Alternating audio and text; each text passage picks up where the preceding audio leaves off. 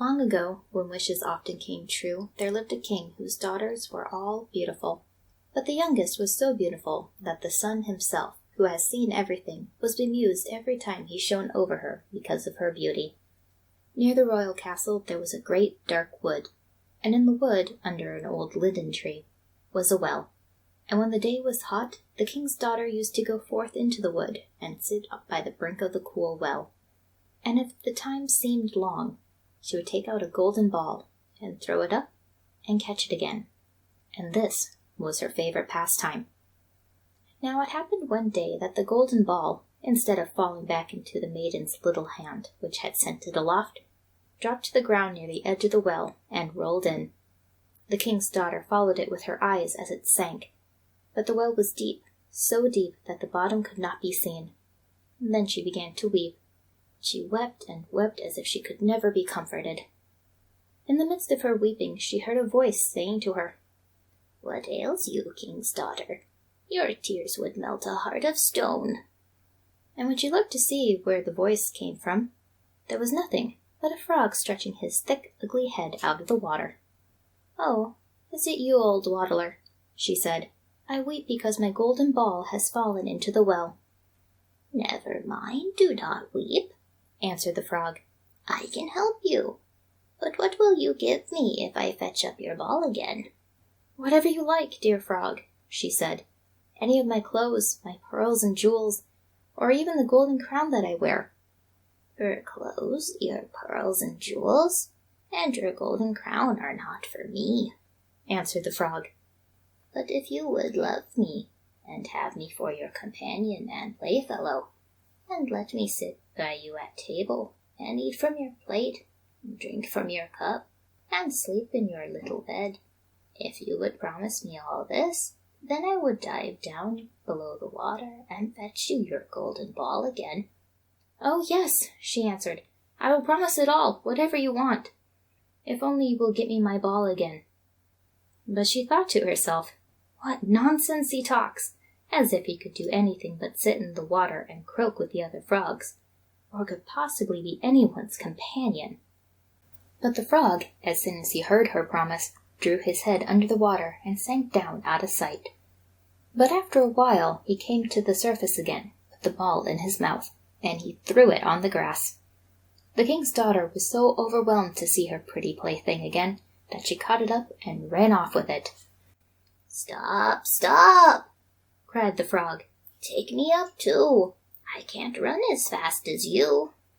But it was no use, for croak after her as he might, she would not listen to him, but made haste home, and very soon forgot all about the poor frog, who had to betake himself to his well again. The next day, when the king's daughter was sitting at table with the king and all the court, and eating from her golden plate, there came something pitter-patter from the marble stairs. And then came a knocking at the door, and a voice crying, "Youngest king's daughter, let me in." And she got up and ran to see who it could be. When she opened the door, there was the frog sitting there.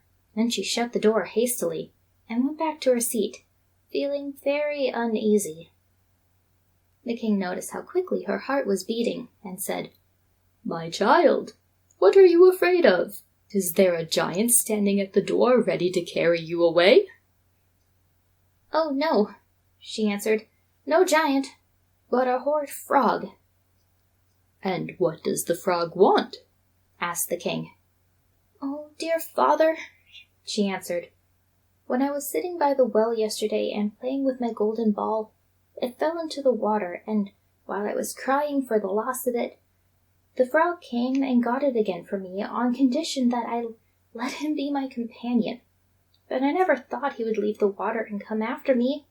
But now there he is, outside the door, and he wants to come in to me." And then they all heard him knocking the second time and crying, "Youngest king's daughter, open to me. By the well water what you promised me. Youngest king's daughter, open to me." "That which thou hast promised must thou perform," said the king. "So go now, and let him in."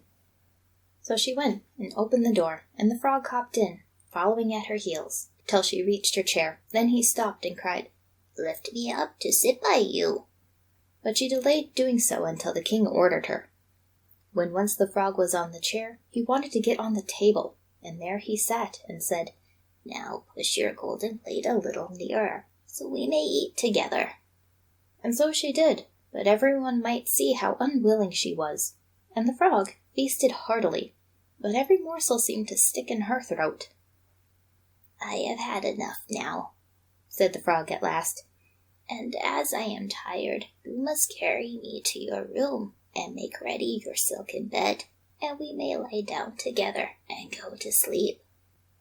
Then the king's daughter began to weep, and was afraid of the cold frog that nothing would satisfy him but he might sleep in her pretty clean bed.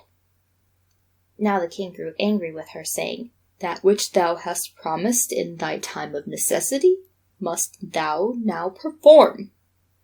So she picked up the frog with her finger and thumb, and carried him upstairs, and put him in a corner, and when she lay down to sleep, he came creeping, saying, "I am tired, and want to sleep as much as you.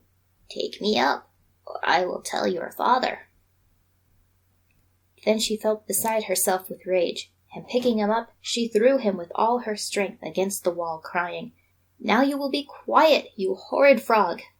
But as he fell, he ceased to be a frog, and became all at once a prince with beautiful, kind eyes. And it came to pass that, with her father's consent, they became bride and bridegroom. And he told her how a wicked witch had bound him with her spells, and how no one but she alone could have released him, and that they two would go together to his father's kingdom. And there came to the door a carriage drawn by 8 white horses, with plumes on their heads, and with golden harnesses, and behind the carriage was standing faithful Henry, the servant of the young prince.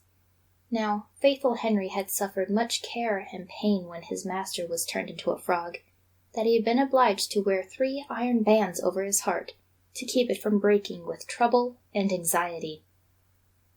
When the carriage started to take the prince to his kingdom, and faithful Henry had helped them both in, he got up behind, and was full of joy at his master's deliverance. And when they had gone part of the way, the prince heard a sound at the back of the carriage, as if something had broken, and he turned around and cried, "Henry, the wheel must be breaking." But Henry answered, "The wheel does not break, 'tis the bands around my heart, that to lessen its ache, when I grieved for your sake, I bound around my heart." Again, and yet once again, there was the same sound, and the prince thought it must be the wheel breaking. But it was the breaking of the other bands from faithful Henry's heart, because he was so relieved and happy. This was fun. I'm Sen from Kitsune Audio, reminding you there's always something to read.